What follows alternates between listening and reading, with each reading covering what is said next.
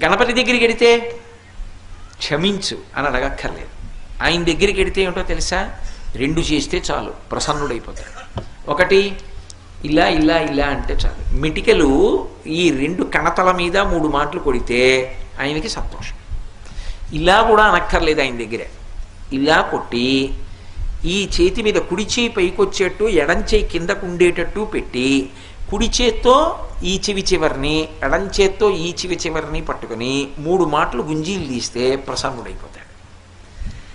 ఏమండి మీరు చెప్తున్నారు బాగానే ఉంది, కానీ అంత పరబ్రహ్మం విఘ్నేశ్వరుడు, ఆయనకి ఎందుకండి ఇలాంటివన్నీ, ఇలాంటి పిల్లల చేష్టితాలు అన్నీ చేస్తే ఏమిటండి ఆయనకి ఆ సంతోషం అని అడగచ్చు మీరు. దీని వెనక ఒక మర్మం ఉంది.